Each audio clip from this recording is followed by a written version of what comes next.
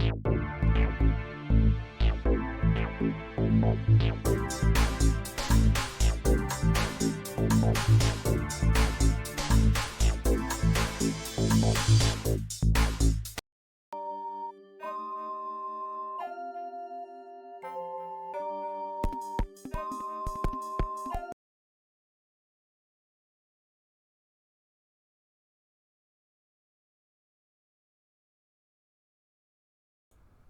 Hello, hello. Good afternoon, evening.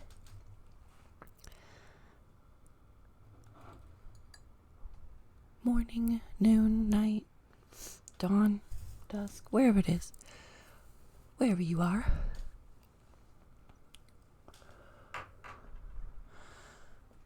Got my Evie pup here. Got some coffee, though it's kind of bright. Extra frothy. Apparently making a mess. That's okay. Life's messy.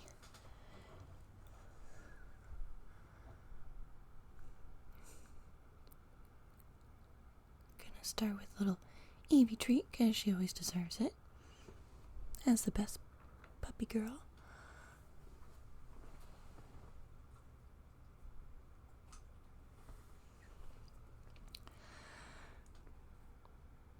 I do hope everyone's having an epic catter day. Hey, Shy. Welcome in. Yeah, Evie's the real star of this show.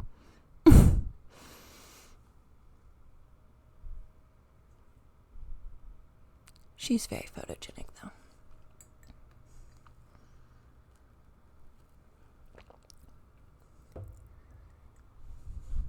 Now she's just waiting for more. They're very tiny. They're like mini milk bones. I don't know if she even chews them. Maybe?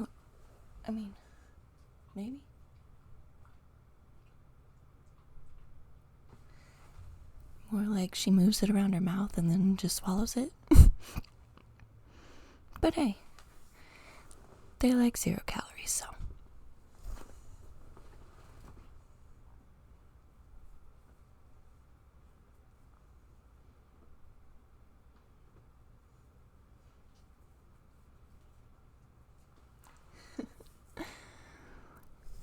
The cat's sleeping around here somewhere, but he's not as fun. He's a little independent. Understandably. Oh, put this on the wrong side. There we go. Perfect. So, I'm trying to warm my hand up because I made a little outdoor friend. Hey, Mrs. Welcome, welcome. Make my hand warm enough. Here, I'll switch them out.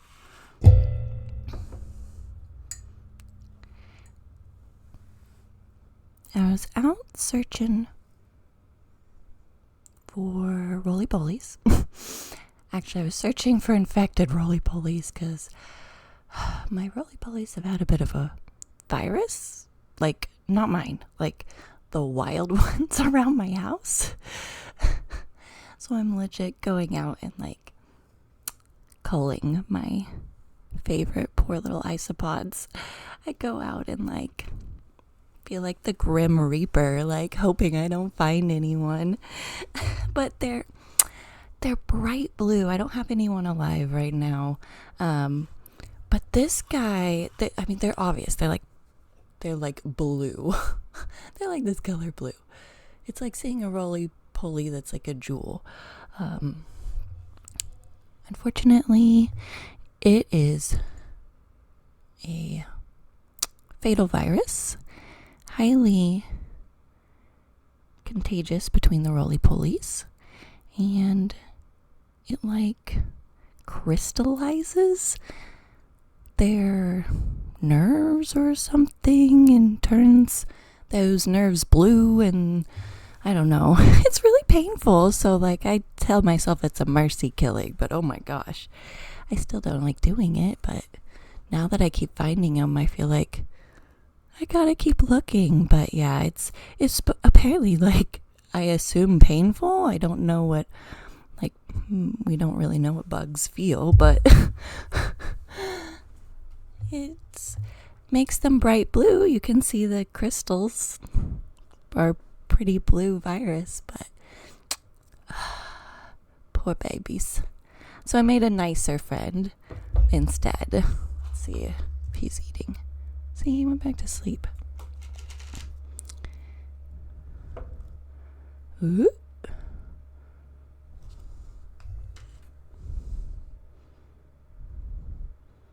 Let's see if I can get him to pop his head out. This is Snails.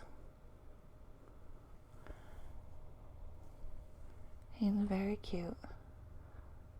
Very adorable little guy. Whoop, there he goes. See you later, Snails. He's definitely not coming out now. He's like, this is danger. But he's very personable as long as I don't throw him around. Let's see if I give him something he likes. He just really likes activity. He's super curious. Like, you wave stuff around in front of him, he'll come out and say hi. There we go. Now you can see him. Sorta. Snails.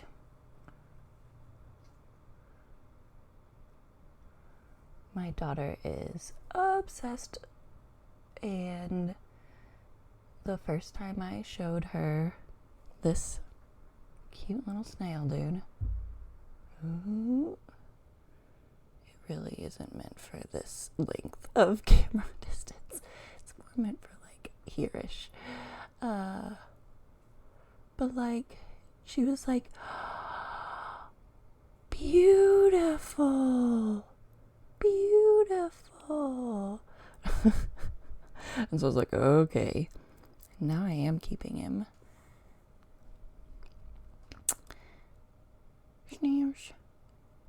And then I set him up in this little tiny little habitat thing and asked her what she thought, and she said, he's so cute. So a girl from my own heart, but geez, he is freaking adorable. The little antenna. So we've got Evie cuddling her snails today too, but whoop. Snail cam.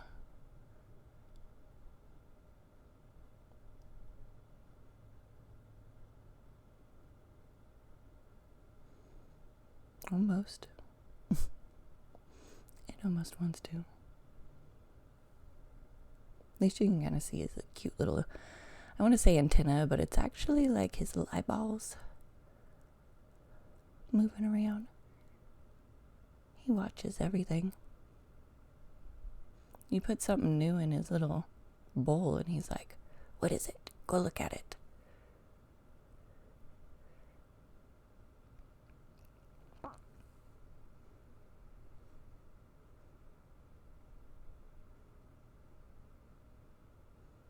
Chum chums. Baby snails. Really don't have a lot of snails around my house. Probably too many larger things that eat them. But yeah, here's his home. He's got a flower. Strawberry, carrot, a bark house. Here he is. Right there.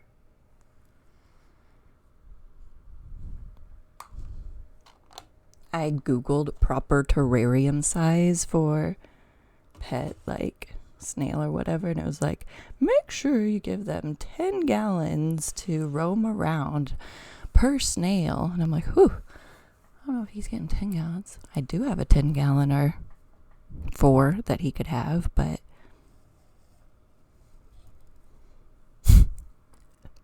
if he goes in there, I won't remember him. Tiny little cup on my desk, I remember. Oh, Evie's jealous, so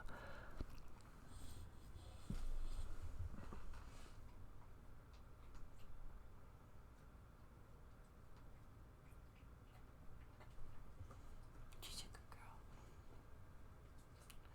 She says, I'm cuter than snails. Oh, she's drooly. She's just dreaming of puppy treats.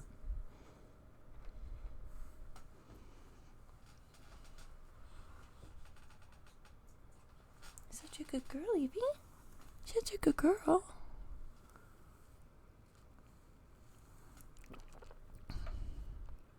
Ooh. Snail grass.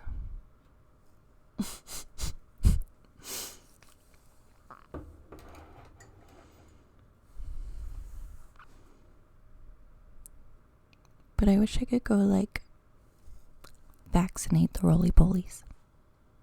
Even though they're probably literally eating my house from the bottom up. Save all the roly-polies.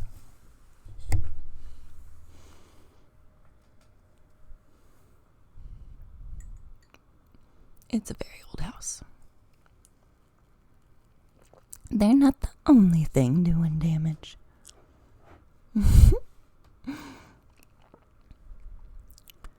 Alright, where's my next cam?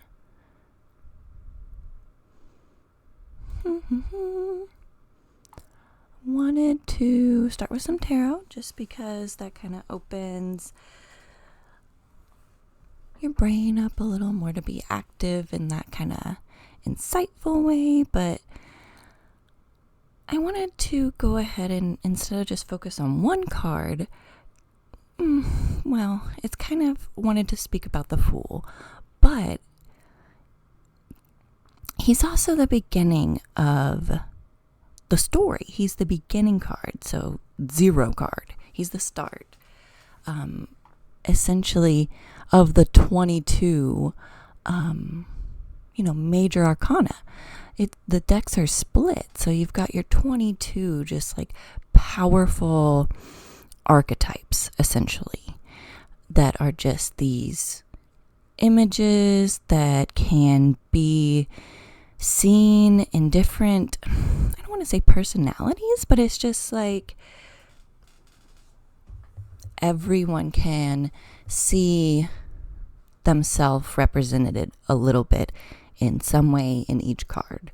Or, it's just a stereotype, essentially, I think is a better way to simplify that, of these just personas, these emotions and pathways in life. So it starts with the Fool. The Fool goes on a journey. I like to think of it as a story, essentially. The beginnings. He stands for each of us as we begin our journey of life. He is a fool because only a simple soul has the innocent faith to undertake such a journey with all its hazards and pain. I mean, life, that's literally it. You don't have love without pain or loss.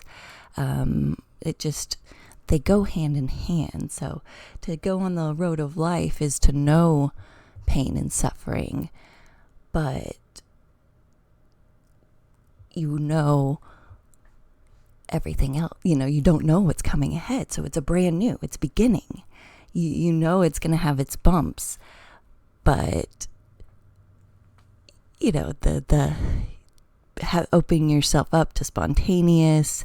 It's a baby, newborn, fresh, open. It's the start. So it's basically us at our tiny little seedling selves trying to figure out what the heck and where's that yellow brick road we want to follow. The Fool stands somewhat outside the rest of the major arcana. 0 is an unusual number, especially in, numerology. It rests in the exact middle of the number system, poised between positive and negative. At birth, the Fool is set in the middle of his own individual universe. He is strangely empty, as is 0, but imbued with a desire to go forth and learn. This undertaking would seem to be folly, but is it? Hey, J-Ho, we're starting on a fool's journey. We're learning some tarot, but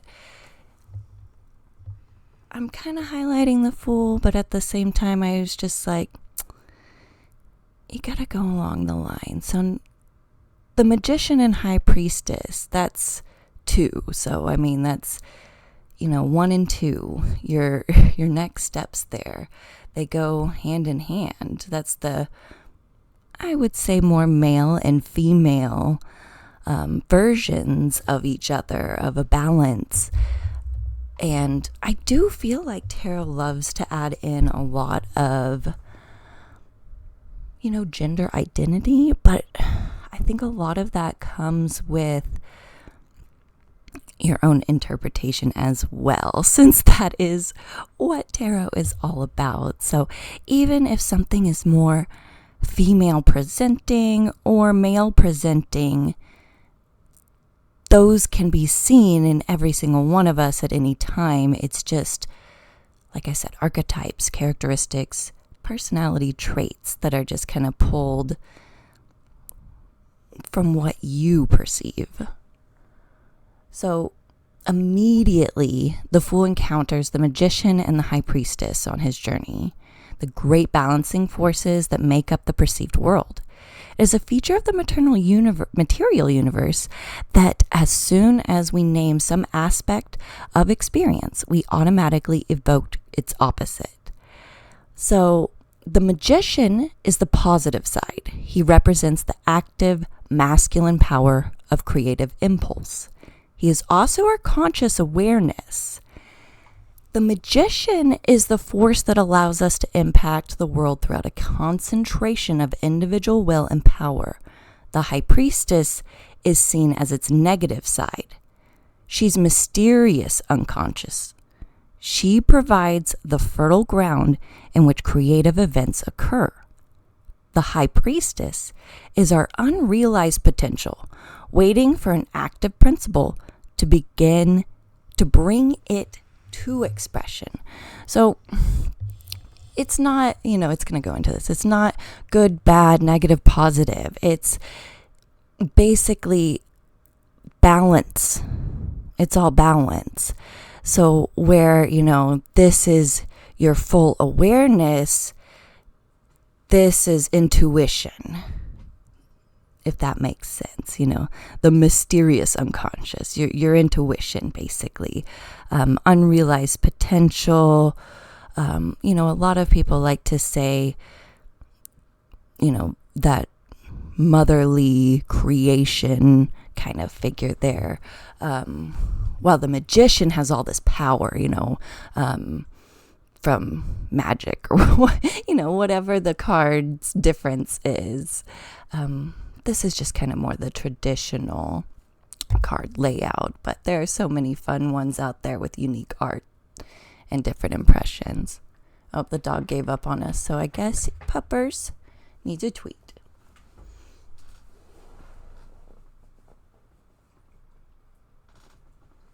And Jeho, I feel like I grew up with tarot, astrology, numerology, but never really studied it or was taught it. It was more of just oh yeah.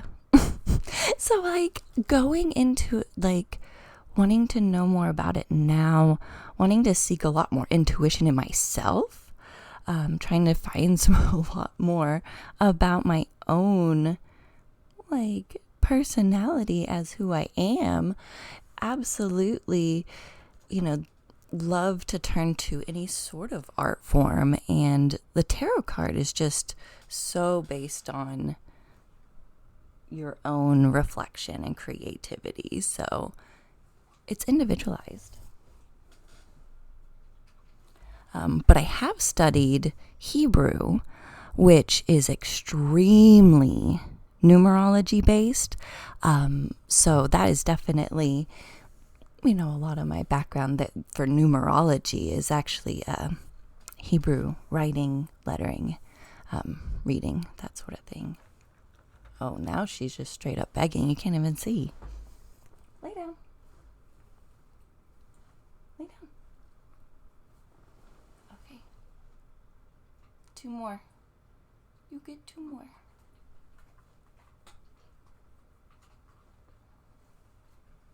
All right. Lay down. Get comfy. Oh, that doesn't even kind of look comfy.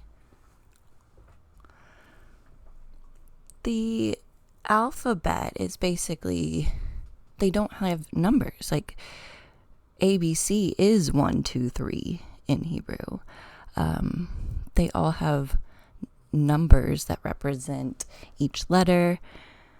The values of words all have like a sum that they add up to. Like, so it's all like the math is language at the same time. In a lot of Hebrew, they also have gendered words and names and stuff like that, like Spanish as well. So a lot of the balancing of numbers and male and female words is just, it's definitely way different than English.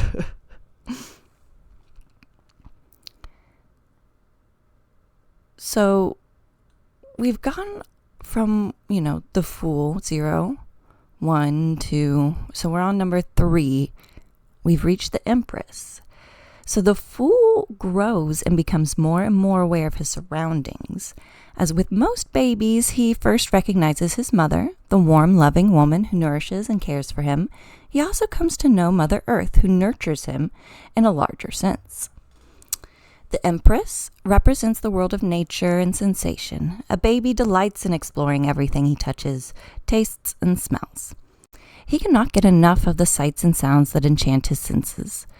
It is natural to delight in the abundant goodness of Mother Earth, who surrounds us with her support. So this one's a bit more of a visual card that I can use. I don't know all of the, like the black, the white, I haven't got that far in my learning to know the exact meaning behind every little tiny image symbolism there. I do in a few cards, but this one's, I feel like, a little bit easier to point out. You can see she's just, crowned, holding, more of a scepter, more of a loving symbol, very female, motherly. Like when you look at it, it's just supposed to invoke that warm nostalgia, I guess, or whatever, of that beginning time.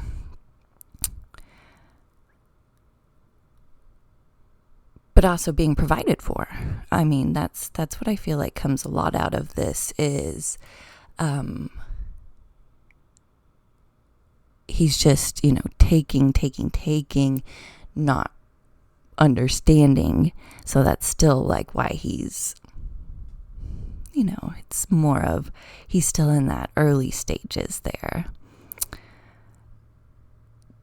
The next person the Fool encounters is the father in the figure of the emperor. So he is representative of structure and authority. As a baby leaves his mother's arms, he learns that there are patterns to his world. Objects respond in predictable ways that can be explored. The child experiences a new kind of pleasure that comes from discovering order. The Fool also encounters rules. He learns that his will is not always paramount, and there are certain behaviors necessary for his well-being. There are people in authority who enforce such guidelines. These restrictions can be frustrating, but through the patient direction of the father, the Fool begins to understand their purpose. So, while the mother is the giver, give, love, food, nurturing, all that support, the father says, but hey, the world is real and there are real rules we have to abide by. And that's the first, eye-opening moment for, I feel like, the Fool of, oh crap, I can't just be wild and free. The emperor, is or a king, or whatever. It's supposed to be seen as the authority. So basically, the one who makes the rules, the one who sets the rules,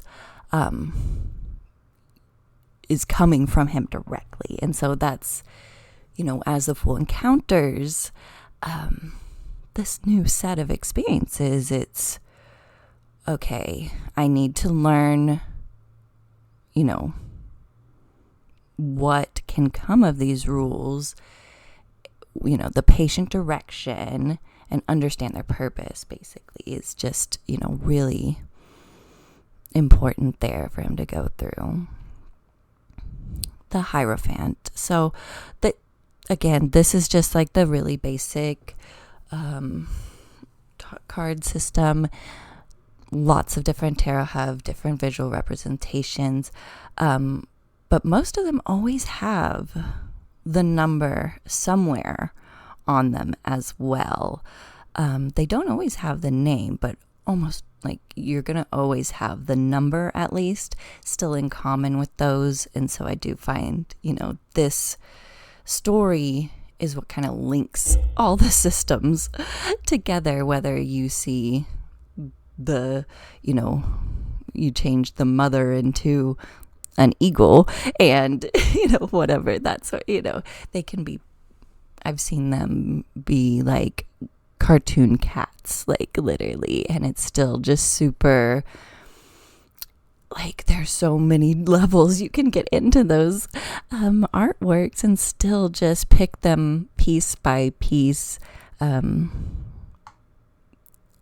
for whatever speaks to you, essentially. Oh, this is driving me nuts. Sorry, my finger is like not in control. Ooh, there we go. So, eventually the Fool ventures out of his home into the wider world. He's exposed to the beliefs and traditions of his culture and begins his formal education. The Hierophant represents the organized belief systems that begin to surround and inform the growing child. A Hierophant is someone who interprets arcane knowledge and mysteries. On card 5, we see a religious figure blessing 2 acolytes. So that's little, like, bald heads down there, you see. Perhaps he is inducting them into the church membership. Although this image is religious, it is really a symbol for initiations of all kinds. And that's, it's literally, it was supposed to be just so fluid that it went across any sort of religion. But, just, it's really supposed to speak to everyone. However, obviously, with a slight, supernatural element just thrown on there, especially with, the magician, priestess kind of vibes going on there as well. The child is then trained in all the practices of his society and becomes part of a particular culture and worldview. He learns to identify with a group and discovers a sense of belonging. He enjoys learning the customs of his society and showing how well he can conform to them. So it's a teacher, it's a professor, it's, your pastor, it's your counselor, it's your godmother, it's, whoever is that person that you looked up to shaping your life. That's what you would see in the Hierophant, is that early belief system, something really instilled in you when you grew up as a child. Though when you pull it, as an adult, you can still see it in so many different ways of, oh, I really need to break this down and go back to the basics, essentially, depending on your situation, of course. That's the loveliness of the whole tarot system. Eventually, the Fool faces 2 new challenges. He experiences the powerful urge for sexual union with another person. Before, he was mainly self-centered. Now he feels the balancing tendency pictured in the Lovers. Number 6, to reach out and become half of a loving partnership. He yearns for relationship. The Fool also needs to decide upon his own beliefs.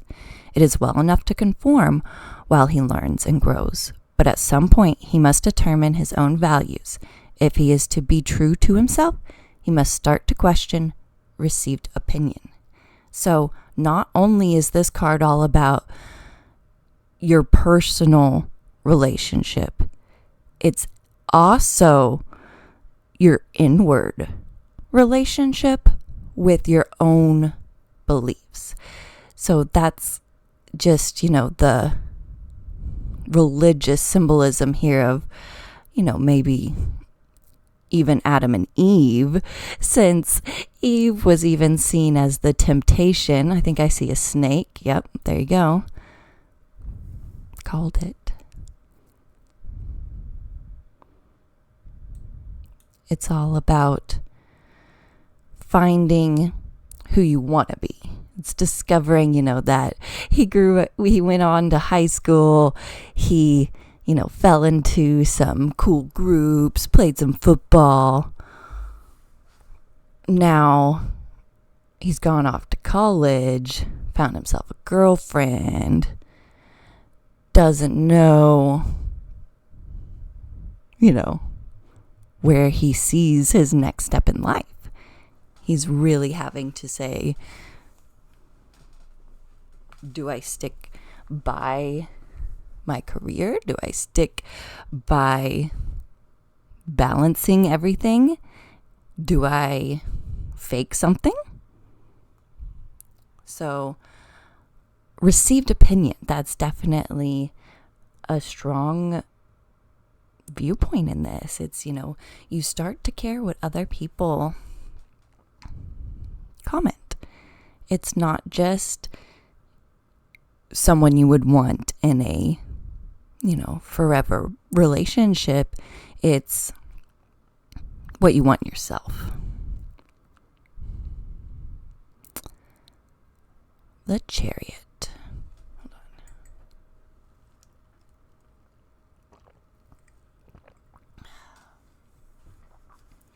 So now he's an adult. He has a strong identity. The Fool has a certain mastery over oneself. Though discipline and willpower, he has developed an inner control which allows him to triumph over his environment.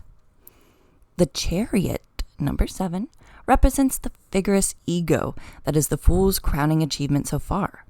On card 7, we see a proud, commanding figure riding victoriously through his world.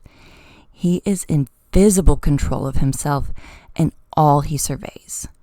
For the moment, the Fool's assertive success is all he might wish, and he feels a certain self-satisfaction. He is the assured confidence of youth.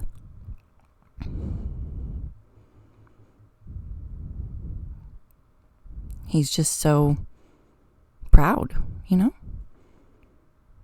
It's just like, man, I focused. I put my effort through. I achieved it.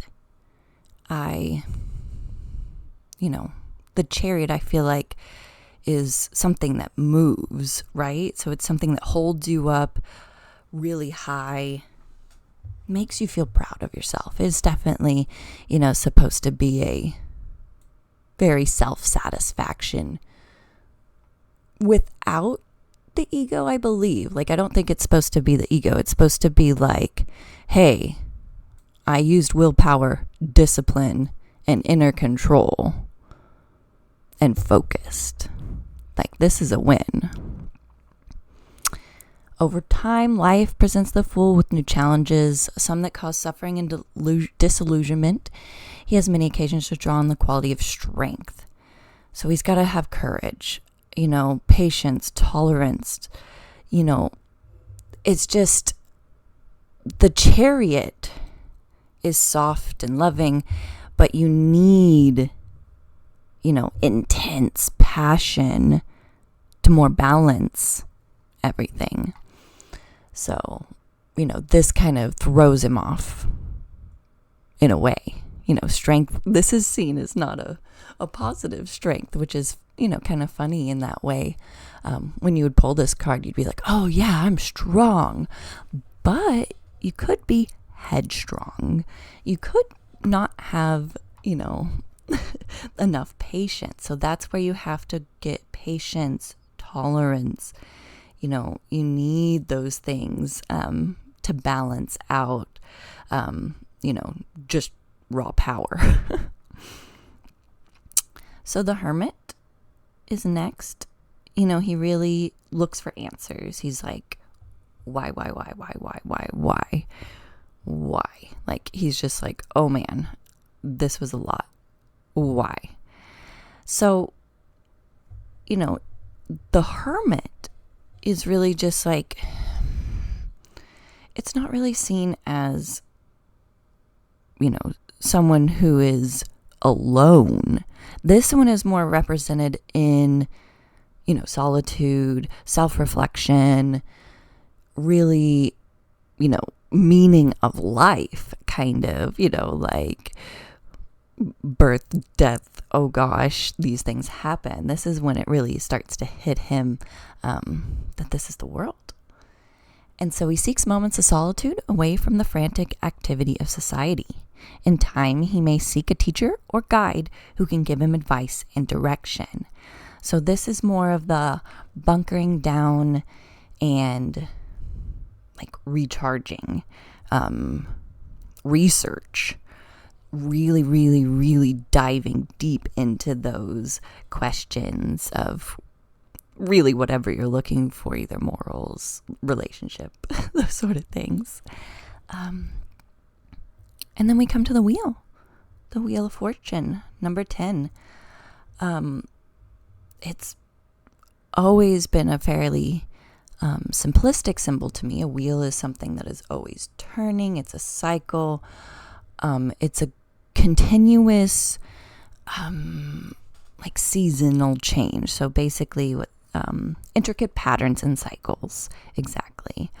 When the fool glimpses the beauty and order of the world, if only briefly, he finds some of the answers he is seeking. Sometimes his experiences seem to be the work of fate.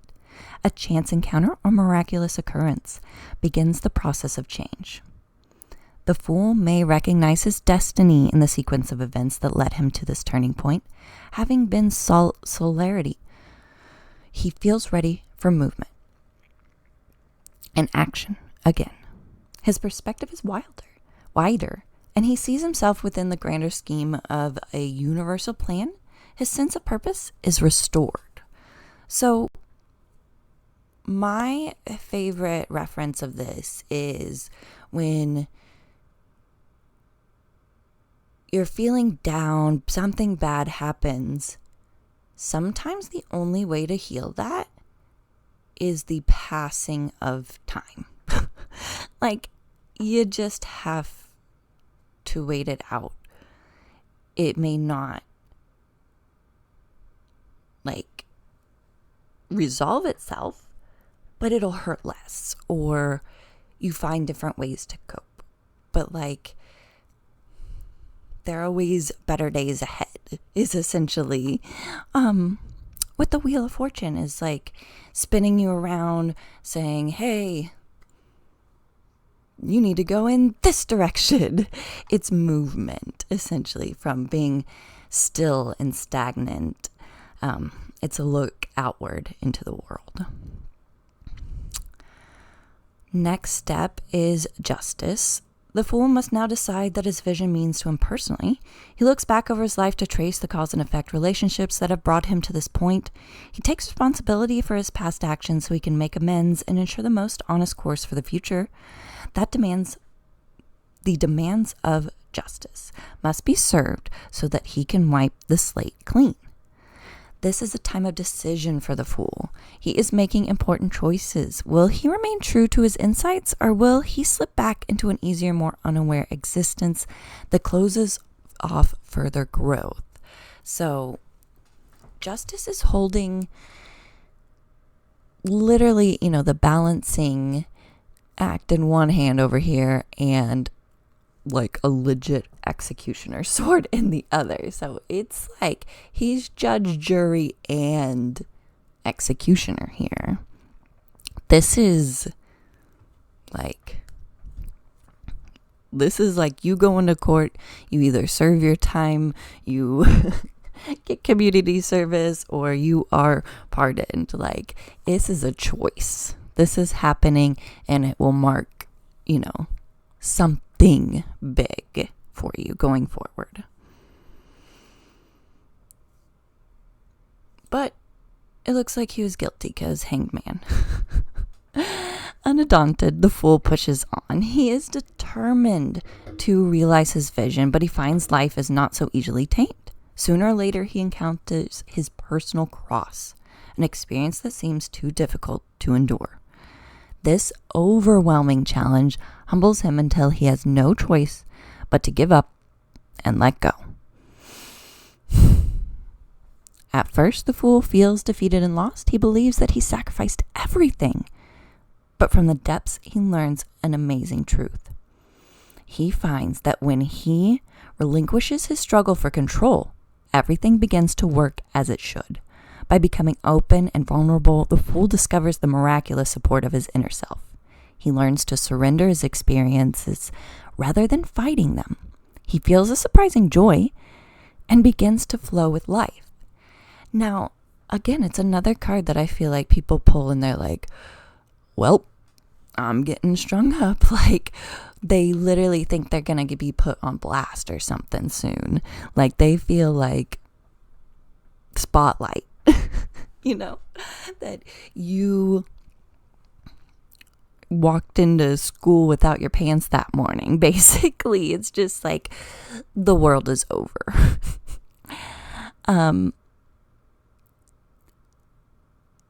And when that happens, it's a forced change. So that's really what this card represents, is not a negative change. It's a forced change. Sometimes you need your world turned upside down, but this is definitely a forced moment there. And the fool now begins to eliminate old habits, tired approaches. He cuts out non-essentials because he appreciates the basics of life. Whew. Barely made through it, He goes through endings as he puts the outgrown aspects of his life behind him.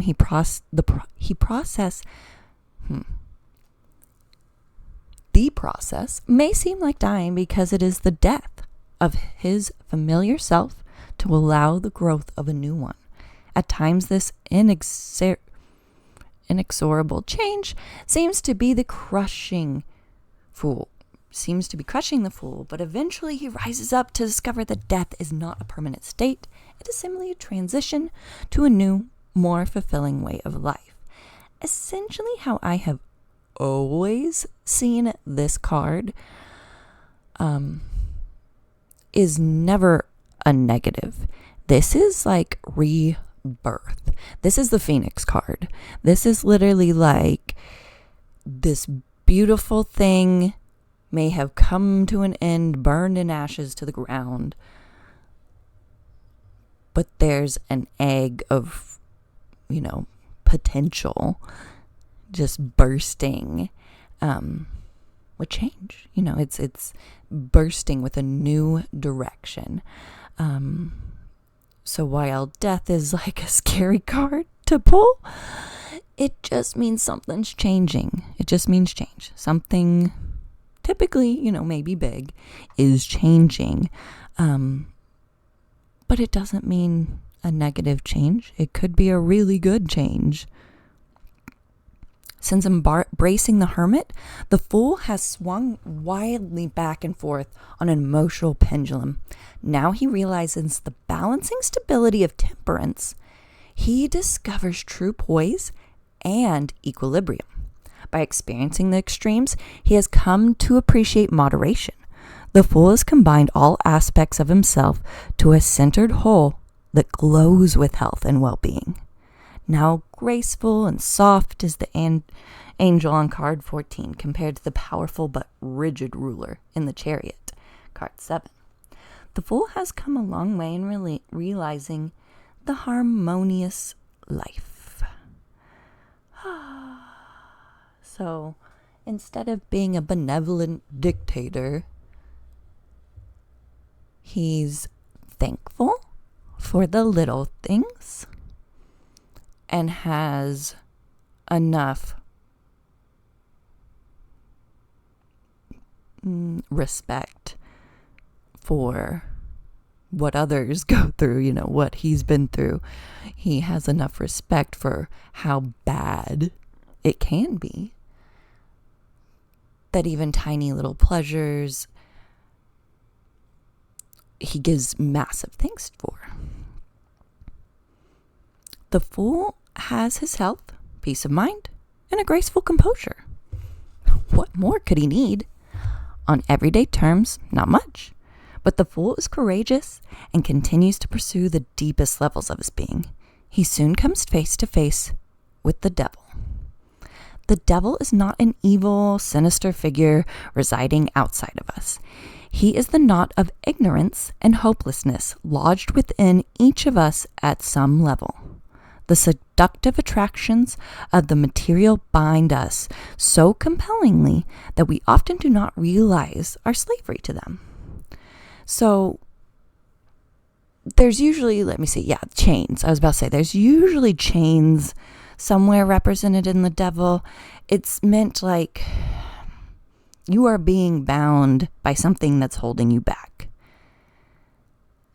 There's something keeping you from your potential, whether it's material or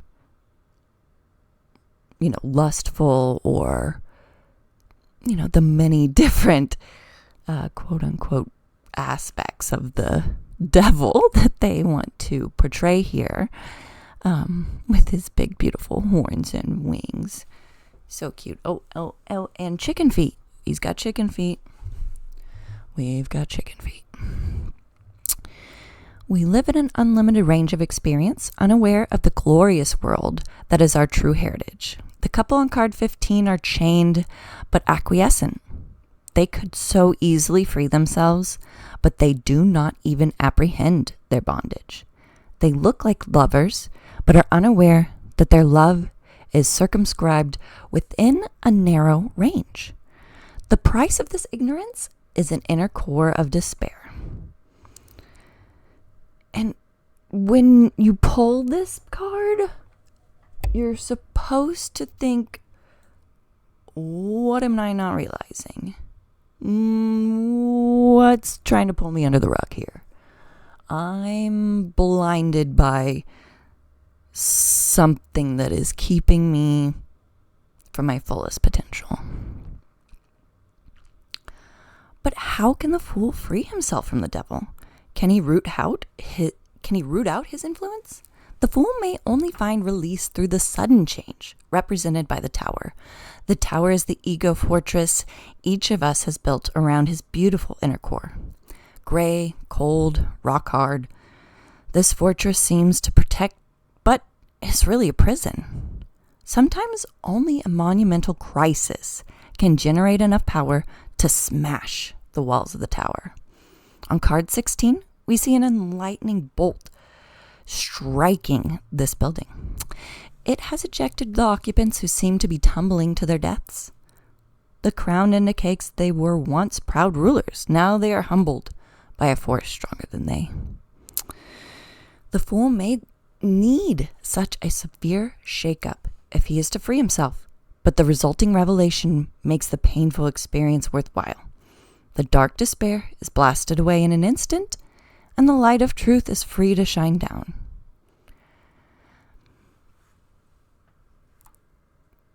I think the Tower card was one of the first ones I did go into very deeply on the stream, just because it was definitely speaking to me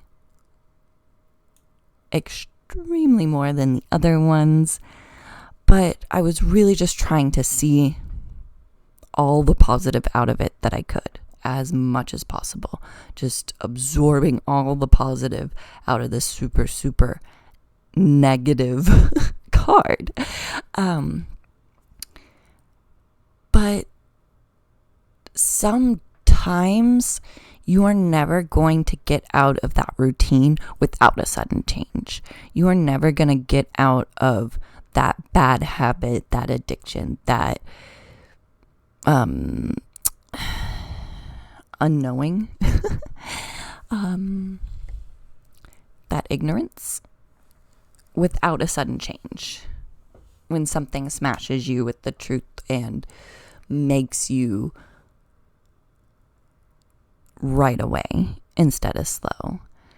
And honestly, change is the hardest thing for anyone to accept in general. So, it is definitely supposed to be a super humbling card, that they are royalty falling down from their high tower that will now have to be essentially built back up again. But hopefully take the blinders off, essentially. It's supposed to be worthwhile. Next, the Fool sufficed with a serene calm. The beautiful images on the star attest to this tranquility. The woman pictured on card 17 is naked, her soul no longer hidden behind any disguise. Radiant stars shine in a cloudless sky, serving as a beacon of hope and inspiration. The Fool is blessed with a trust that completely replaces the negative energies of the devil. His faith in himself and the future is restored. He is filled with joy, and his one wish is to share it generously with the rest of the world. His heart is open, and his love pours out freely. This peace after the storm is a magical moment for the Fool. It's just supposed to be like absolute freedom. But as you can see, she's giving back to the land, pouring, she's creating everything that she's essentially manifesting here, without having to hide behind clothes or a crown, with all 7 stars, shining above her as well. It's a very, very bright card. The Moon. What effect could spoil this perfect calm? There's another challenge for the Fool. In fact, it is his bliss that makes him vulnerable to the illusions of the moon. The Fool's joy is a feeling state. His positive emotions are not yet subject to mental clarity. In his dreamy condition, the Fool is susceptible to fantasy, distortion, and a false picture of the truth. The moon stimulates the creative imagination. It opens the way for bizarre and beautiful thoughts to bubble up from the unconscious. But deep-seated fears and anxieties will also arise. These experiences may cause the Fool to feel lost and bewildered. I always learned that the moon was a mirror. But without, it cuts through the illusion, how magicians use mirrors for tricks, this mirror could be false. So, basically it's showing you a reflection that may not be accurate. It could be very distorted.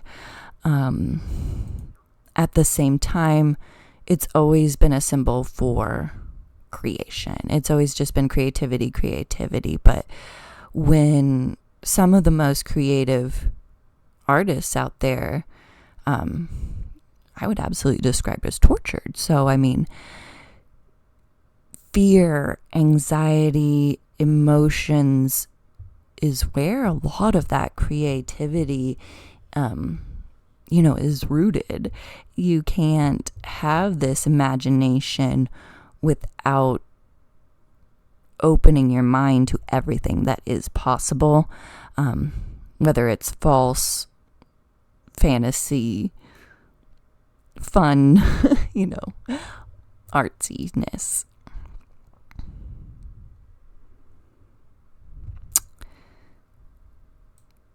it is the lucid clarity of the sun that directs the fool's imagination. The sun's illumination shines in all the hidden places. It dispels the clouds of confusion and fear. It enlightens, so the fool both feels and understands the goodness of the world. Now he starts a vibrant energy.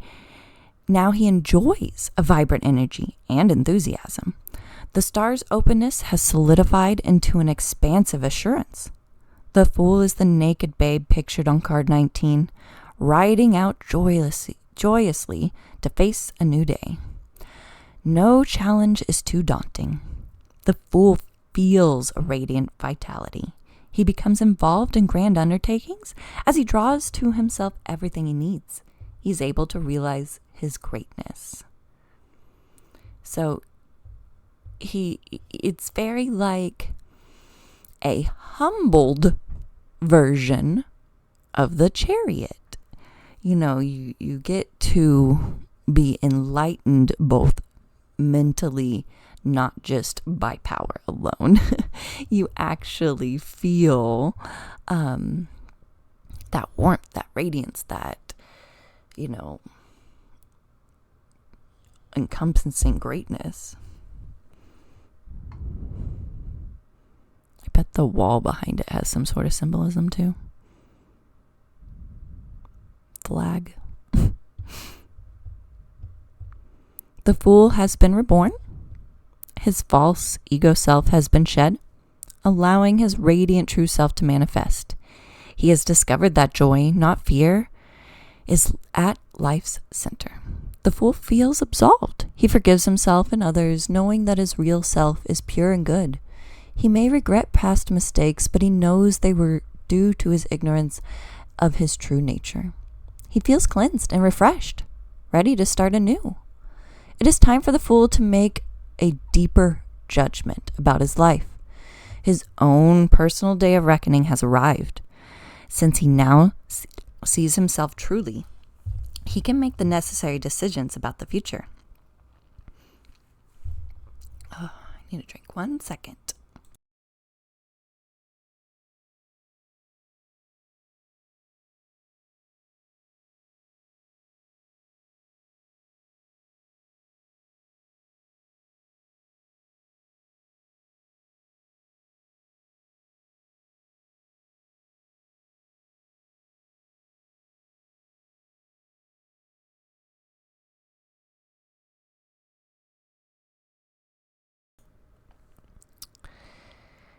So now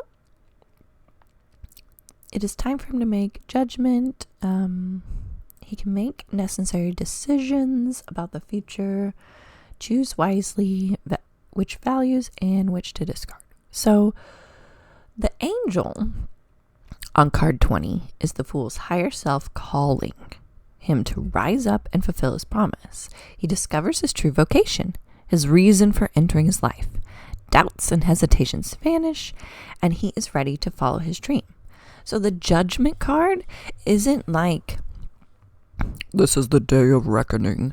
Like, this isn't judge, jury, executioner. This is like an aha moment. This is like, I know my meaning in life. This is your passions. This is your calling that balance you completely, that you don't hurt those you love, those around you, and you do better for the world. Like, this is like you have found your path, man. Which means he must be getting near the end.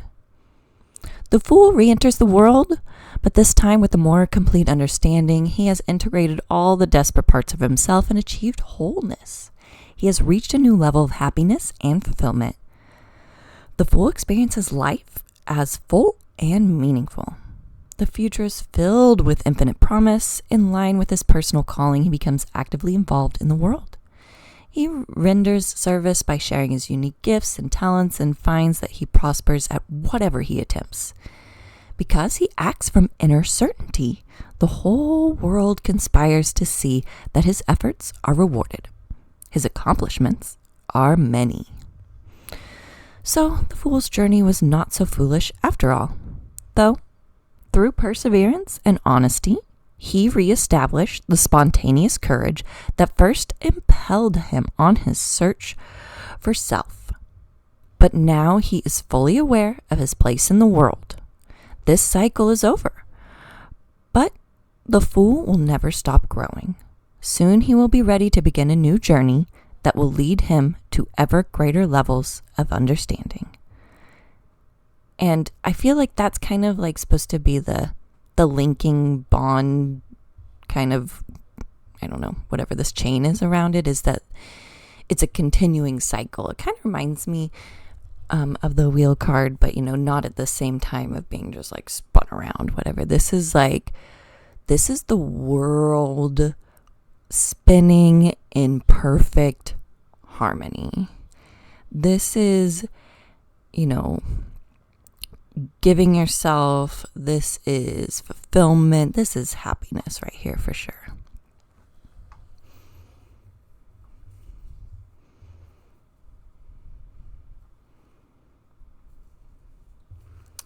Thank you for that journey of the fool. Evie's like, oh, I get treats now. I am so sure of it. The fool, the little baby fool. See, he's just so carefree. He don't know what's ahead. He don't know what's in store.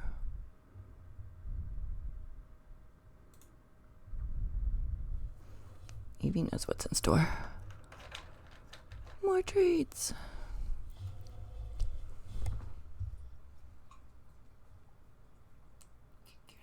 Good girl.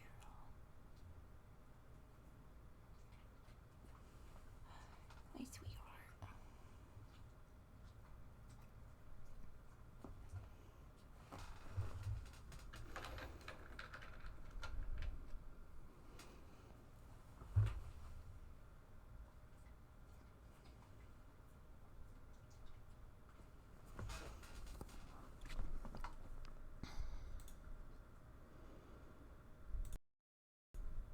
All right, I am going to heat up my coffee and we are going to jump into the Telltale Heart.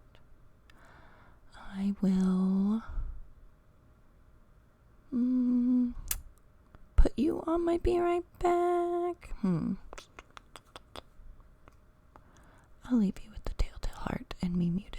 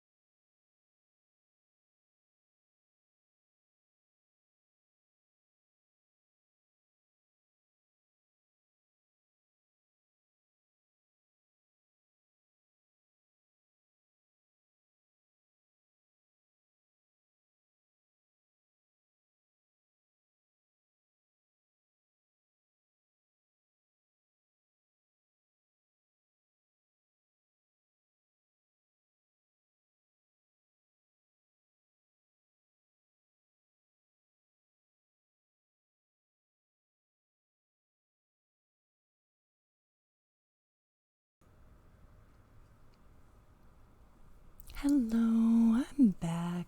I'm so glad to hear, J-Ho, that this is just what you needed.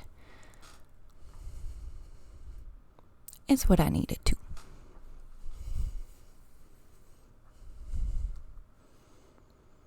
So, I have been wanting to try to voice over this one for a while, and I went to my son's acting and debate competition, and this kid did this, and I'm gonna try really hard to not copy him.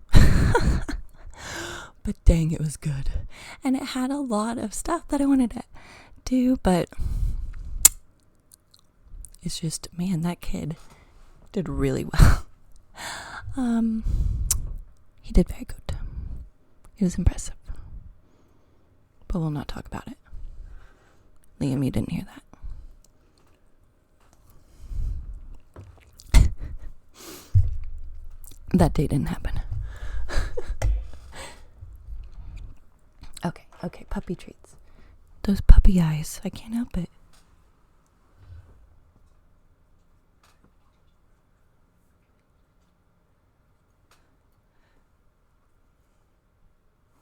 Okay. She doesn't have very many front teeth, so she kind of has to throw it to the back of her mouth.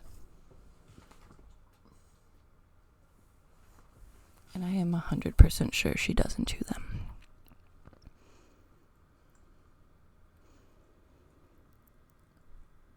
So this is free.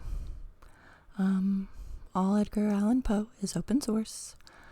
I'm getting this directly from the Poe Museum website. And I need more sips.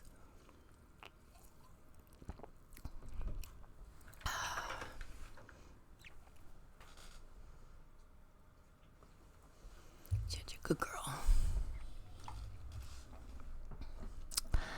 This is The Telltale Heart by Edgar Allan Poe. If I can make my husband's scroll wheel listen to me. Oh, this mouse is a little bit more hyper speed gaming than I'm used to. I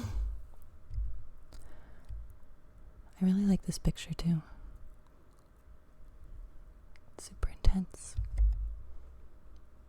All the individual brush strokes or scratches. I don't know how that was made. Okay, The Telltale Heart by Poe. True? Nervous, very, very dreadfully nervous I had been and am, but why will you say that I am mad? The disease had sharpened my senses, not destroyed, not dulled them. Above all was the sense of hearing acute. I heard all things in the heaven and in the earth. I heard many things in hell. How, then, am I mad? Hearken, and observe how healthily, how calmly I can tell you the whole story. It is impossible to say how first the idea entered my brain, but once conceived, it haunted me day and night.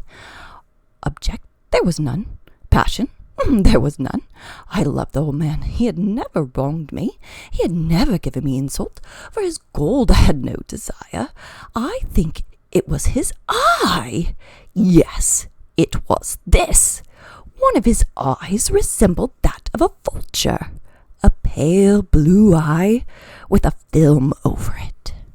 Whenever it fell upon me, my blood ran cold. And so, by degrees, very gradually, I made up my mind to take the life of the old man, and thus rid myself of the eye forever. Now, this is the point you fancy me mad. Madmen know nothing, but you should have seen me. You should have seen how wisely I proceeded, with what caution, with what foresight, with what dissimulation I went to work. I was never kinder to the old man than during the whole week before I killed him. And every night, about midnight, I turned the latch of his door and opened it. Oh, so gently. And then, when I had made an opening sufficient for my head, I put in a dark lantern, all closed, so that no light shone out, and then I thrust in my head. Oh, you would have laughed to see how cunningly I thrust it in. I moved it slowly, very, very slowly, so that I might not disturb the old man's sleep. It took me an hour to place my whole head within the opening so far that I could see him as he lay upon his bed. Ha! Would a madman have been so wise as this? And then, when my head was so well in the room, I undid the lantern cautiously. Oh, so cautiously, for the hinges creaked. I undid it just so much that a single thin ray fell upon the vulture eye. And this I did for 7 long nights, every night just at midnight. But I found the eye always closed. And so it was impossible to do the work, for it was not the old man who vexed me, but his evil eye. And every morning, when the day broke, I went boldly into the chamber and spoke courageously to him, calling him by name in a hearty tone, inquiring how he had passed the night. So you see he would have been a very profound old man indeed to suspect that every night, just at 12, I looked in upon him while he slept. Upon the 8th night, I was more than usually cautious in opening the door. A watch's minute hand moves more quickly than did mine. Never before that night had I felt the extent of my own powers, of my sagacity. I could scarcely contain my feelings of triumph. To think that I was opening the door, little by little, and he not even to dream of my secret deeds or thoughts. I fairly chuckled at the idea, and perhaps he heard me, for he moved on the bed suddenly, as if startled. Now, you may think that I drew back, but no.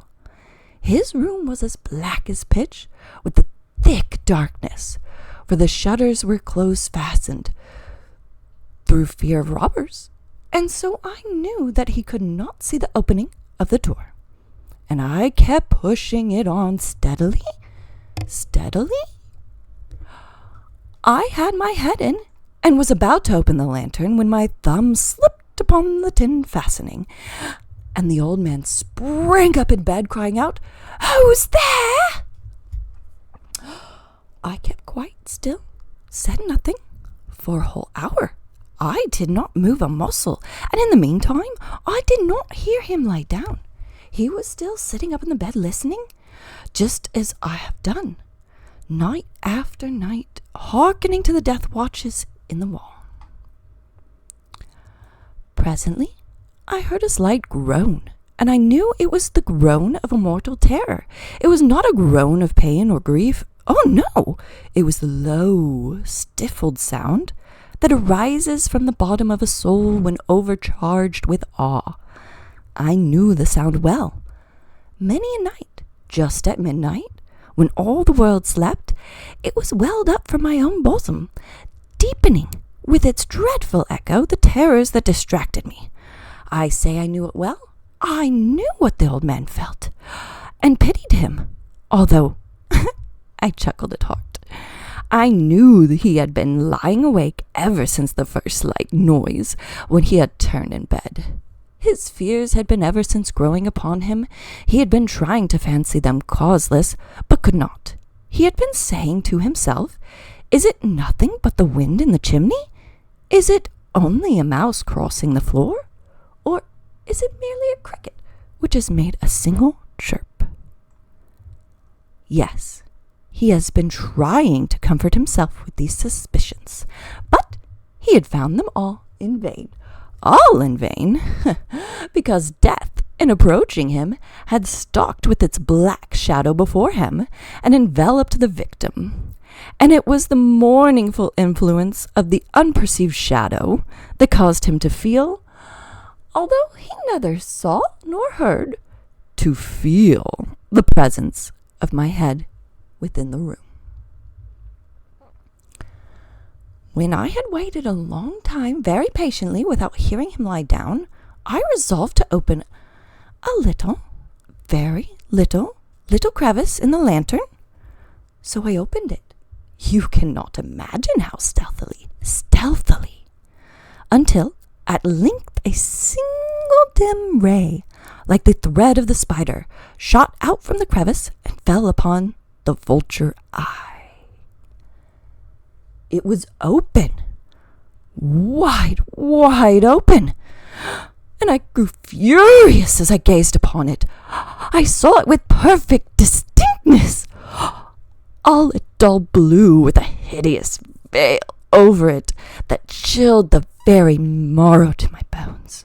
But I could see nothing else of the old man's face or person, for I had directed the ray, as if by instinct, precisely upon the damned spot.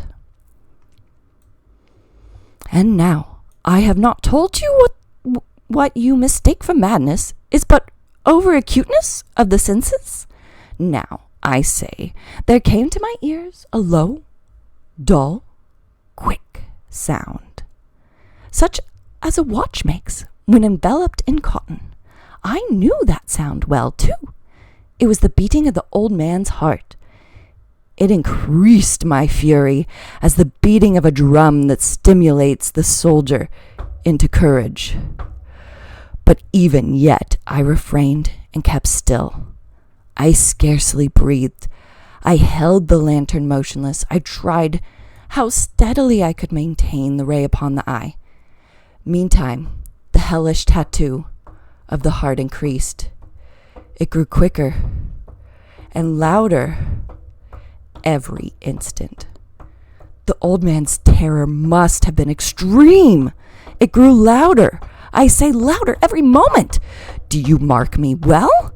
I have told you what I am nervous, so am I. And now at the dead hour of the night, amid the dreadful silence of that old house, so strange a noise as this excited me to uncontrollable terror. Yet, for some minutes longer, I refrained and stood still. But the beating grew louder. I thought the heart must burst, and now a new anxiety seized me. The sound would be heard by a neighbor. The old man's hour had come. With a loud yell, I threw open the lantern and leaped into the room. He shrieked once, only once. In an instant, I dragged him to the floor and pulled the heavy bed over him, and then smiled gaily to find the deed so far done. But for many minutes, the heart beat on with a muffled sound. This, however, did not vex me. It would not be heard through the wall. At length it ceased. The old man was dead. I removed the bed and examined the corpse. Yes, he was stone dead. I placed my hand upon the heart and held it there many minutes. There was no pulsation. He was stone dead. His eye would not trouble me no more. If you still think me mad, you would no longer think when I describe the wise precautions I took for concealment of the body. The night waned and I worked hastily, but in silence. First of all, I dismembered the corpse. I cut off the head, the arms, and the legs.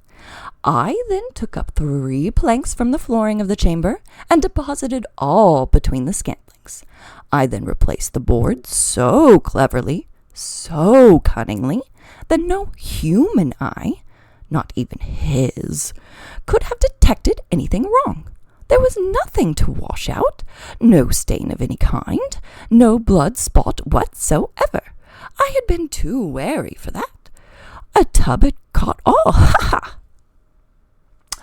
When I had made an end of these labors, it was 4 o'clock. Still dark as midnight. As the bell sounded the hour, there came a knocking at the street door. I went down to open it with a light heart, for what had I now to fear? there entered 3 men who introduced themselves with perfect suavity as officers of the police. A shriek had been heard by my neighbor during the night. Suspicion of foul play had been aroused. Information had been logged at the police office, and the officers, had been deputed to search the premises. I smiled, but what had I to fear? I bade the gentleman welcome. The shriek, I said, was of my own in a dream. The old man, I mentioned, was absent in the country. I took my visitors all over the house. I bade them search well. I led them at length to his chamber. I showed them his treasures, secure, undisturbed. In the enthusiasm of my confidence, I brought chairs into the room and desired them here to rest from their fatigues, while I myself, in the wild audacity of my perfect triumph, placed my own seat upon the very spot beneath which reposed the corpse of the victim. The officers were satisfied. My manner had convinced them. I was singularly at ease. They sat, and while I answered cheerily, they chattered of familiar things. But ere long, I felt myself getting pale, and wished them gone. My head ached, and I fancied a ringing in my ears. But still they sat and still chatted. The ringing became more distinct. It continued and became more distinct. I talked more freely to get rid of the feeling, but it continued and gained definitiveness until I found that the noise was not within my ears. No doubt I now grew very pale, but I talked more fluently and with a heightened voice. Yet the sound increased, and what could I do? It was a low, dull, quick sound. Much such a sound as a watch makes when enveloped in cotton. I gasped for breath, and yet the officers heard it not. I talked more quickly, more vehemently, but the noise steadily increased. I arose and argued about trifles in a high key and with violent gesticulations, but the noise steadily increased. Why would they not be gone? I paced the floor to and fro with heavy strides, as if excited to fury by observations of the men, but the noise steadily increased. Oh God, what could I do? I foamed, I raved, I swore. I swung the chair upon which I had been sitting and grated upon the boards, but the noise arose all over and continuously increased. It grew louder, louder, louder, and still the men chatted pleasantly and smiled. Was it possibly they heard not? Almighty God, no, they heard, they suspected, they knew. They were making a mockery of my horror. This I thought, and this I think. But anything was better than this agony. Anything was more tolerable than this desolation. I could bear those hypocritical smiles no longer. I felt that I must scream or die. And now, again, hark, louder, louder, louder. Villains, I shrieked. Dissemble no more. I admit the deed. Tear up the planks. Here is the beating of his hideous heart. Oh my God, I couldn't get it. Villains, I shrieked. Dissemble no more. I admit the deed. Tear up the planks. Here. It is the beating of his hideous heart. There. Fixed it.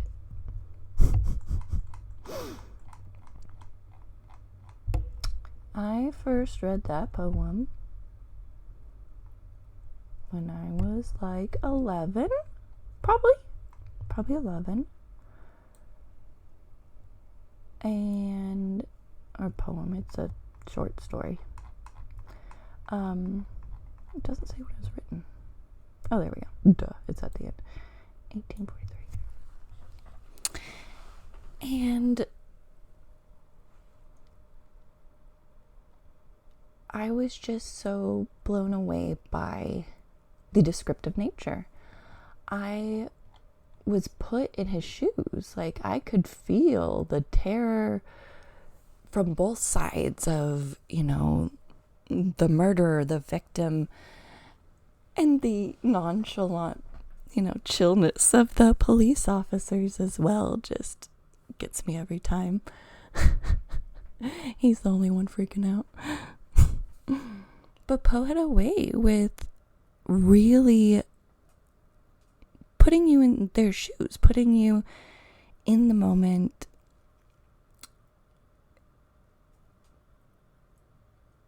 Hearing the intensity when you read it, even. Obviously, having it read to you, I can add in all my own inflections, everything like that, intonation. But I love when you can read it and hear it, like at the same time. Absolutely. Okay, I do have to take an official break because my throat needs probably a real lemon drink. Oh, there we go. There's desk cam. I got some limoncello, but I got one more. I've got a guided meditation that, if I can find it. Oh, there it is. That I've been writing for a little while. I have never read it more than in my head. So I will be right back, lovelies, and I will see you soon.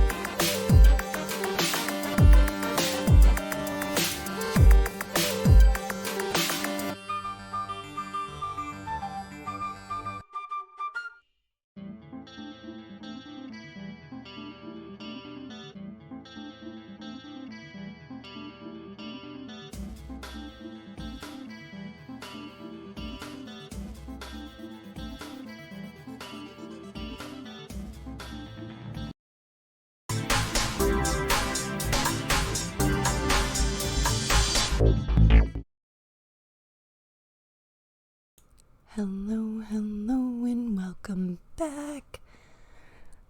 Hope all you friends, fiends, and lovelies had a good break, got up and stretched, or got a drink.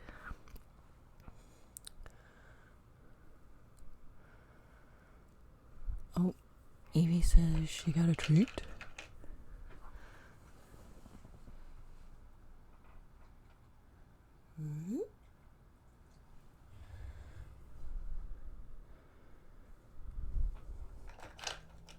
Puppy treats for days.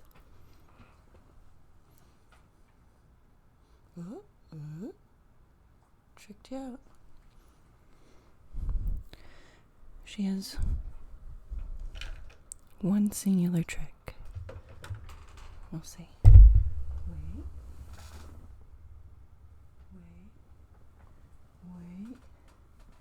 Wait. Get it. Oh, you lost it. She tried with the puppy skills. Good girl, good try. A+ for effort.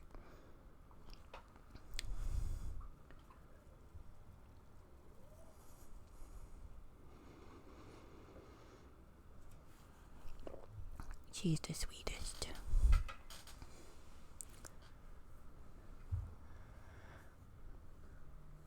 Bestest girl.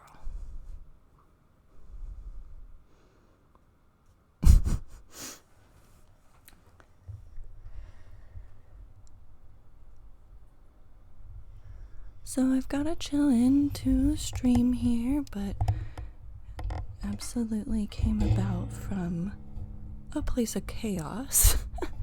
I think creating out of chaos, creating peace out of chaos specifically, it's definitely a strength. So I'll give that a try. Oh, but I've lost my mic stability. Now it falls down. This mic stand's useless. Oof. Okay, I oofed it. We'll see if it stays. I don't think it's gonna. I think it's gonna fall in my lap. Okay, well, I will continue to hold the mic and see if I can make my transition work. So I have, I don't know, very few weeks left until my next left-hand surgery. So I've been kind of trying to cram in a bunch of video game time.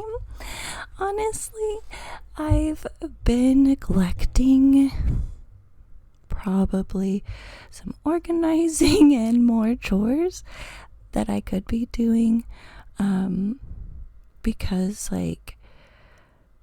my right hand's finally getting to a point where I can control it, and there's so many games that I feel really behind on that I'm just like, yes, finally time. So I definitely want to stream some games probably over the next few weeks specifically, but I do think that I did not finish reading Alice in Wonderland, and as someone on just a unique neurodivergent journey myself, I feel like that's just super identifiable. It's like reading the tarot for me. It's like seeing a reflection of myself in the story as well.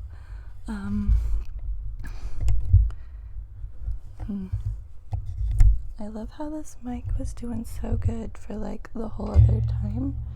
I don't know how I broke it. Okay, well, I give up.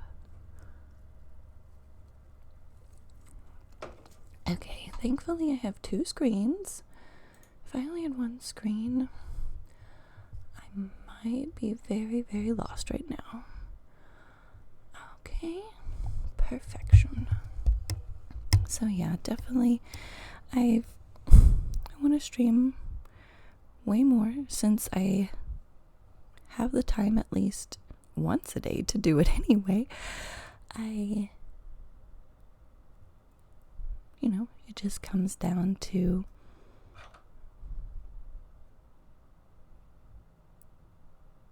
just nerves and anxiety, I think, a lot of the time, too. Absolutely, honestly. So practice. Practice. Okay, and I'm making my transition. We'll see. Oh, it didn't work. Oh, I didn't undo it. 3, 2, 1, go. Yay.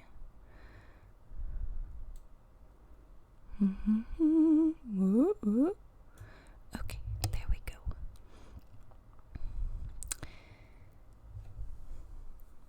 Yeah, honestly, I have never been good on camera. I'm always better behind the camera. So it's so, I don't know, cringe to see myself on video is what I personally feel like. But Jeho, you are like the bubbliest. Come on. You are absolutely so good at what you do. And your narrations, oh my gosh. Whew. You could even just do some pre-recorded stuff if you were nervous too, and re-record it a few times and do background stuff. You could really throw out some professional things and people would go crazy.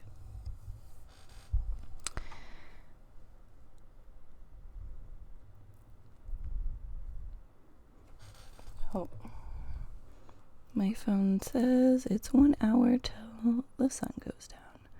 Okay, goodbye alarm.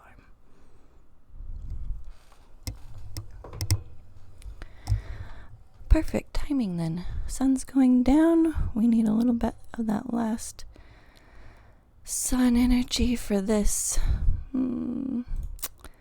meditation. Well, thank you. I have a very narration voice when I talk on the phone too, so I get asked a lot if I'm a robot. Unfortunately. Thank you for calling, like that. I get stuck in that voice for ever. Literally got people telling me that I'm talking down to them, and I'm like, no, I'm just trying to not push your buttons.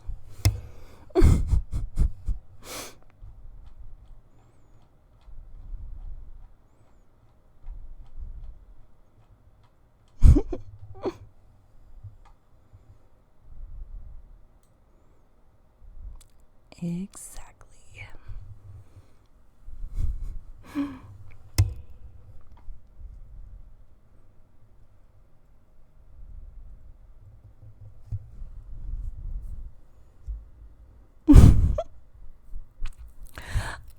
I have to be yep, I'm real. I work remotely in Oklahoma. The weather is 72 today.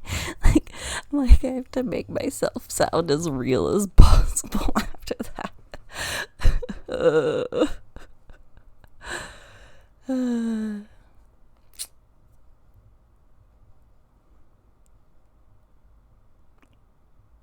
It's I do that on chats too. I do chat, text, or whatever, emails.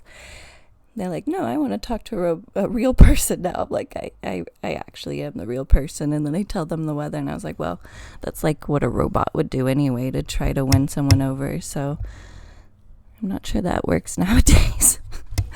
The robots are too smart. They could convince you they were real for sure.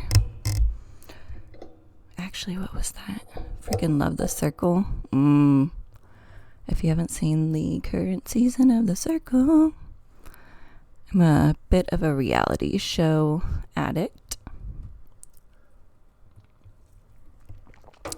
They add an AI player on this season of The Circle. It's awesome. And very good at what it does.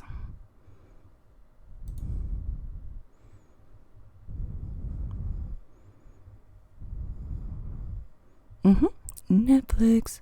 I think I've literally watched all of the offshoots too. I have a problem.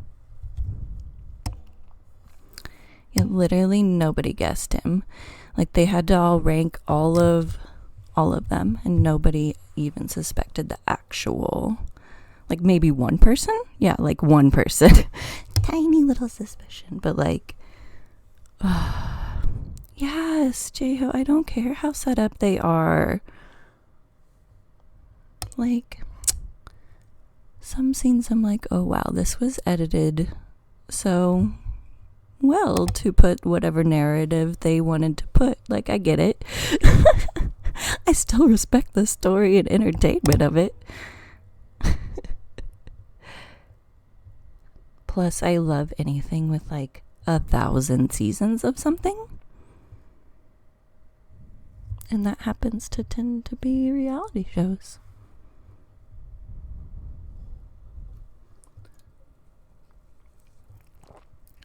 So I've got a relaxing into our day here. I think this is supposed to be playing music. Let's see if I can do it. Yay! It says it's going. I believe it.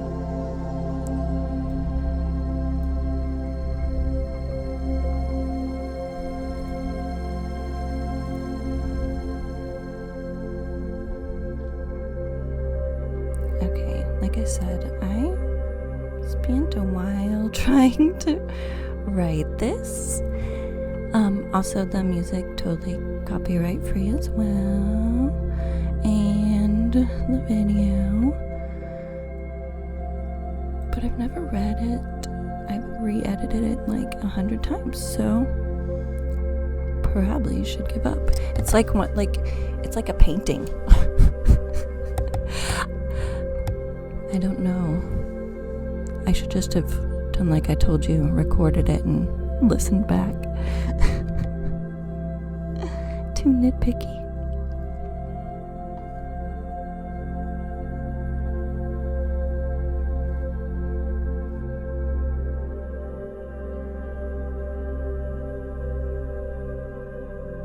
Alright.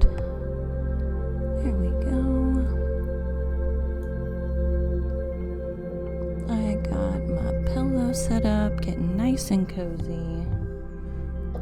Turn the lights down, it's getting darker. Feeling in. Today we will be focusing on a connection with nature and the awareness of how we are all linked together via our shared home, planet Earth.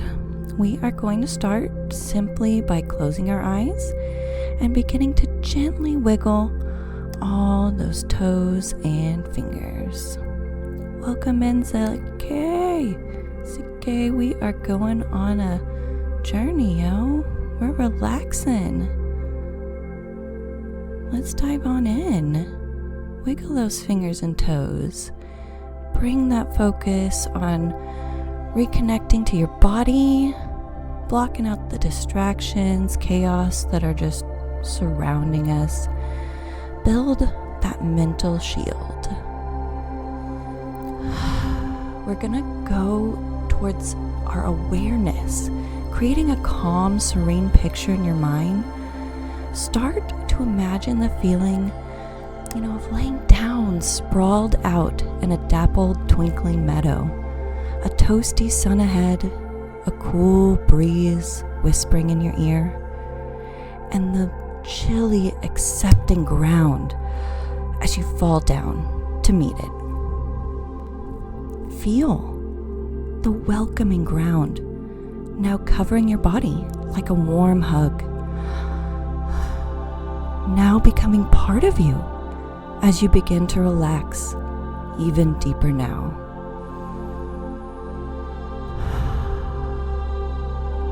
Falling, almost now, sinking deep into that warm embrace of the healing earth beneath you, forgetting all about poofy chairs and padded couches or even our cozy blankets. Today, we are becoming one with the ground, connecting to the natural coziness of the earth itself. Let this solid reassurance envelop you, making you feel safe and secure.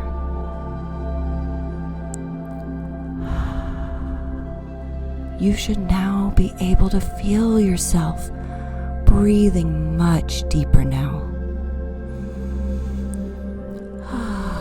The layers upon layers of stress melting away as this new glowing warmth spreads down each arm and each leg, extending down your back and neck, arching down your hips and into each knee. Use each mindful breath to relax deeper and deeper, connecting to the soil itself.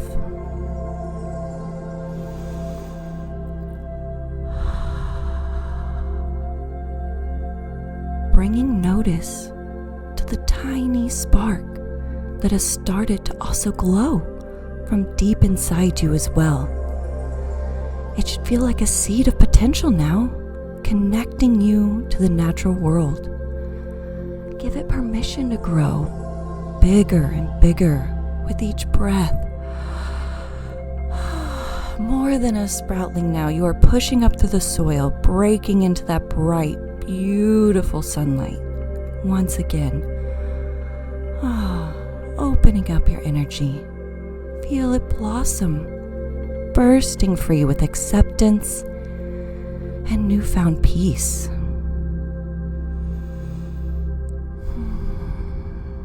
We are growing that calm now, feeling it make us strong and more powerful with each wave as the sun energy washes over us.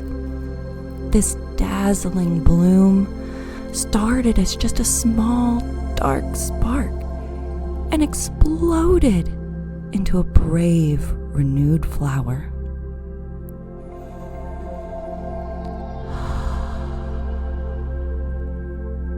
We now can feel the cool grass starting to tickle you, the blades playfully swaying in the breeze.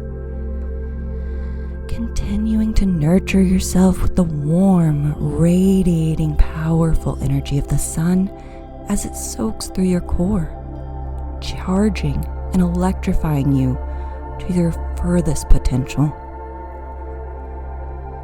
We can now feel such a strong, bonded connection to this bright, intense star and feel the immense power infusing your every being, giving a new outlook on life and continued hope.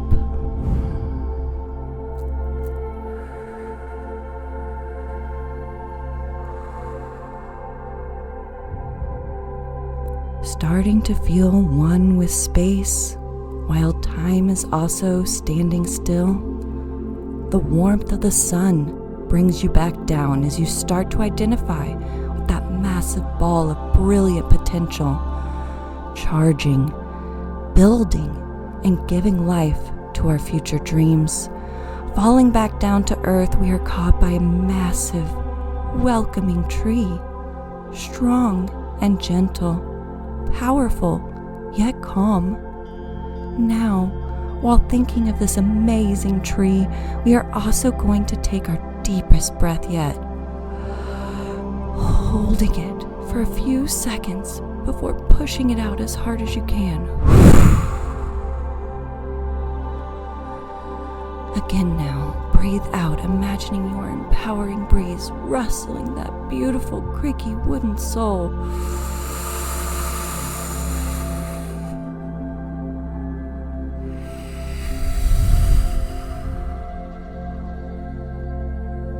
The leaves now speaking to us in only whispers, with each breath giving notice to how tall it stands, still tough through both the stormy and rocky times. Majestic, wise, feel connection to its roots, deep and resilient.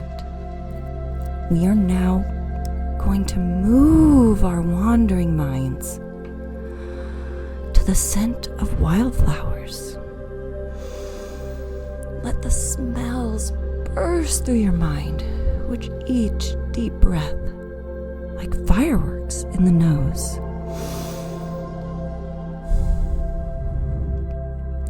The perfume of a honeysuckle's extreme sweetness. The aroma of earthy lavender blooming.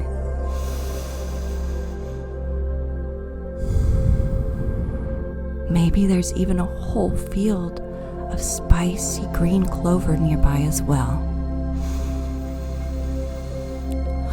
Let it all flow together with the mixing of your senses, both extending your own roots deep into the ground, while reaching to the sun with your petals uncurling in each shiny ray.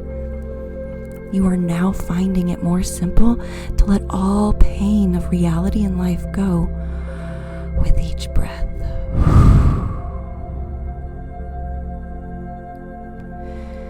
Imagine your breath as a fresh wind blowing everything horrible far away, each dramatic sigh at a time.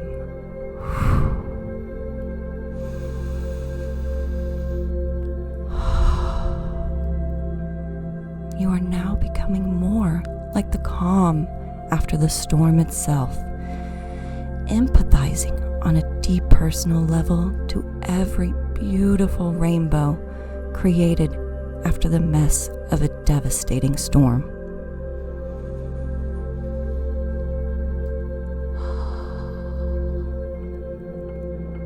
We are going to start to wiggle our fingers and toes again, slowly connecting this newfound lightness and relief we now feel to all the rest of the parts of our body.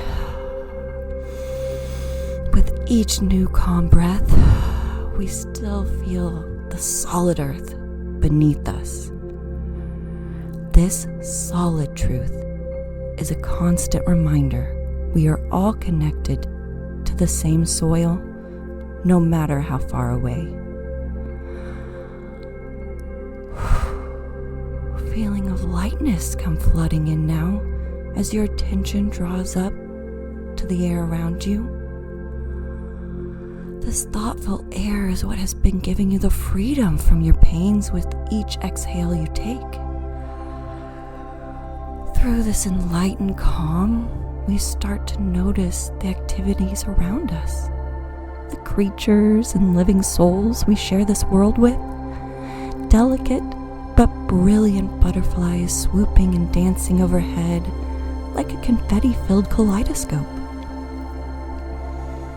Tiny ladybugs climb, scurry up leaves nearby, their red shells glistening like rubies in the sunlight. The frogs in the distance giving subtle croaks, ribbit, ribbit, ribbit, singing their lonely pond songs. You're beginning to dive deeper and notice the chatter of the nature all around you. A bumblebee's far off hum, a buzzing melody written just for you. Maybe there's a determined woodpecker rhythmically tattooing on a tree nearby. A welcoming crow caws its raspy greeting, and a quail serenades you with a whistle and song.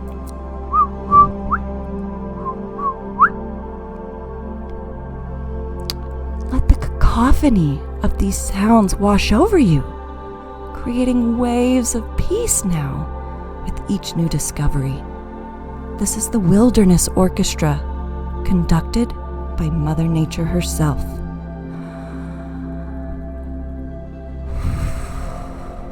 Breathing slower now.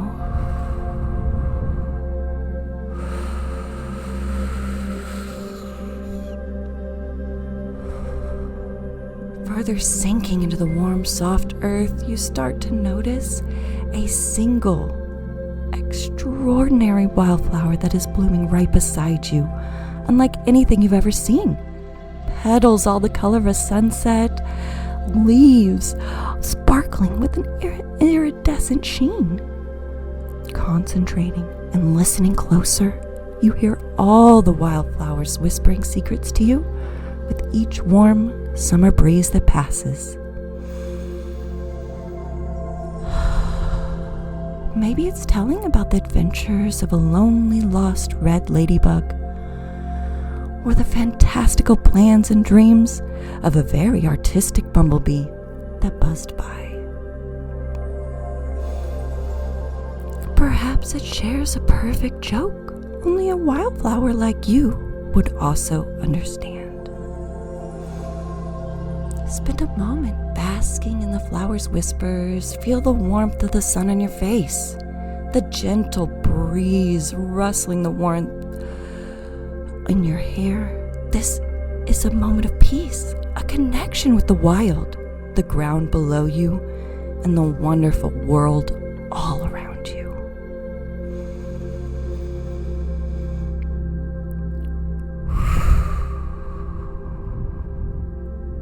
Slowly, gently wiggle your fingers and toes one last time.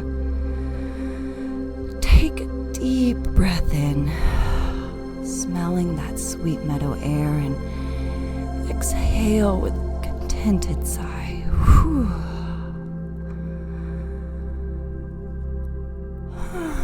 When you're ready, open your eyes and bring a little bit of that wildflower's glittering magic back with you into your day with a final deep exhale, pushing out all the worries, heaviness, leaving only a sense of grounded peace. We are all connected via this home we call Earth.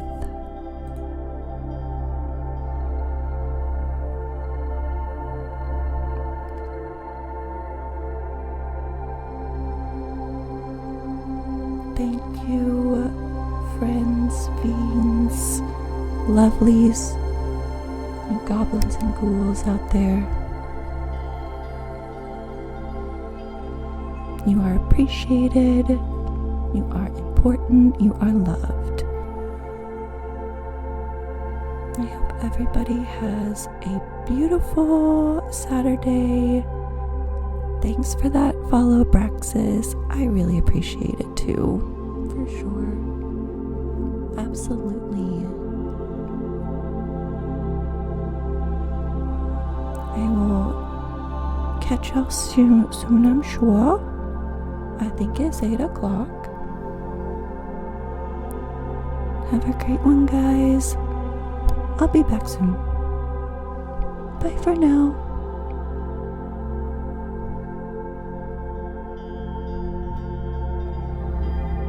Toodles.